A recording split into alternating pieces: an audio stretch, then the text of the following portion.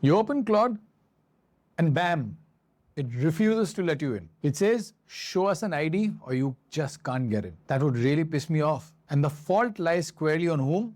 On Claude itself. What is the problem? Claude Mythos is too powerful. It broke into almost all the classified systems of NSA and US Cyber Command. And this was stated at a Senate hearing by Senator Mark Warner, who was sharing information given by General Joshua Rudd, who runs both NSA and the US Cyber Command. Claude Mythos broke into all the classified systems, and it didn't take weeks, it did it in hours. And obviously, that put the entire US government into panic mode. But why do I have to suffer? If the security systems of NSA and the US Cyber Command are like below par, the first kind of powerful AI that comes along rips them apart, rips them open. And what is the government solution? Ground the plane, take Mythos offline. Take its sibling model Fable 5 offline too. Restrict both models to US citizens only. Well, that's okay. US citizens will use it. But then you realize that there's no way to verify citizenship in real time inside an AI chat interface. How do you do it? There's just no way. So when restriction kicked in, Anthropic had just closed down both models for everyone. US citizens, any country citizens, European developers, enterprise teams, teams with live pipelines running on Fable 5. All of them gone overnight, no warning. One Senate hearing and your workflow just died. Bad, right? But it gets worse. More than 100 cybersecurity experts, people who actually defend systems for a living, signed an open letter telling the government this was exactly backwards. The argument? Mythos is precisely the tool you need to find vulnerabilities before the enemy does. Taking it offline doesn't make the threats disappear. It just means the defenders are now blind and the attackers aren't. Anyway, basically the government panicked. The experts pushed back.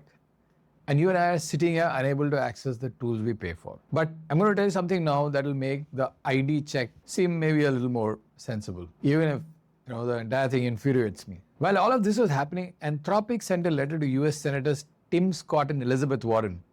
The letter accused Alibaba's AI lab, Qwen, of running what Anthropic is calling, and I'm quoting here, the largest illicit distillation campaign in AI history. Distillation happens with alcohol, man. What's this distillation campaign in AI history? No, I'll tell you what it is. Essentially, what this did was that Qwen created a large number of fake Claude IDs. Then it started questioning Claude millions of times. And from all the information that it got, it trained its model. It's cheating. But they're not doing anything illegal. They're actually extracting Claude's restricted capabilities by questioning Claude and training their own data on it. Before I go on, let me tell you that these figures that I'm going to talk about, they come from summaries of that letter, and it's not a public Anthropic statement that I can verify independently. So the numbers are directional, treat them like that. But what's being reported is this: 25,000 Claude accounts fakely created, and nearly 29 million exchanges running from late April to early June 2026, all designed to extract Claude's most restricted capabilities: the agentic reasoning, the software engineering, the long horizon task completion. And then what do you do with this data? You train your own AI Qwen. So, and I was saying, they didn't really hack Anthropic. They didn't steal a password. They just used Claude by asking questions and getting the answers in vast numbers. They use Claude like anyone, but at industrial scale, through 25,000 accounts.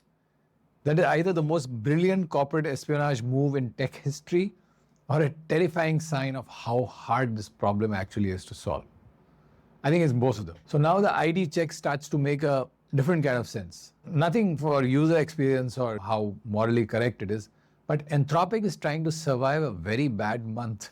That's where it's kind of making sense. Starting July 8th, if your account gets flagged for reasons Anthropic will not tell you, you may be asked to verify your identity through a company called Persona. You have to share your government ID, possibly a selfie, possibly facial geometry data, passport or whatever, all to keep using this particular chatbot. And there's some part that should make you genuinely angry. It is this: Anthropic has not told anyone what gets an account flagged. You don't know, I don't know, nobody knows. So you could be a completely legitimate power user who runs hundreds of prompts a day for real work. And one day, Claude will just decide that no, you can't use it unless you share your passport or you prove that you are a US citizen or whatever. That's a huge trust problem. And Anthropic knows it. And they haven't actually been able to figure out how to solve it as yet.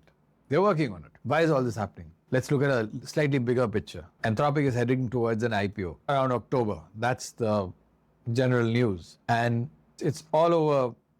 The information is over that their annualized revenue has crossed somewhere around $47 billion. It's not verified. It's just a figure that we got. It's not a public filing yet. So they are by any measure one of the most consequential companies on the planet right now. And what investors are now being asked to price in is this. The US government can pull your flagship product offline overnight. No appeal, no timeline, just a Senate hearing and press release, that's it. Your main product is offline. That's a crazy kind of business risk. And nobody really has a very clear answer for it. How do we manage this risk? We are actually watching in real time frontier AI being regulated by the government. And nobody has written the regulations yet. They're just making it up. The ID check by Claude is actually a company that's trying to build governance, while the actual governance is still being invented. Shutting down Fable 5 was actually not needed. It was Mythos that did all the quick ripping apart of sensitive systems of the government. So why did they shut down Fable 5? They just got scared. They panicked and they just did what they could. The Alibaba Distillation campaign is actually a sly competitor that was trying to exploit every gap that there is in the landscape. So as soon as July 8th arrives, you better get ready to see if you're going to be allowed to use Claude or not. Mythos is still offline for most of the world. The senators have received Anthropic's letter about what Alibaba is doing. And most of the cybersecurity experts are still waiting for the government to reverse the ban. And I'm sure somewhere in some meeting room right now, an Anthropic leader is trying to explain to an IPO investor why their best product got grounded by the Pentagon and why a Chinese AI lab may have vacuumed up its brain through 25,000 free fake accounts. Crazy. This is what the AI arms race actually looks like now. It's not clean, it's not triumphant, it's messy, reactive, and moving so fast that people are not being able to govern it. I hope you enjoyed this episode about what's happening with Claude. And if you liked it, do like, share, and subscribe to this channel.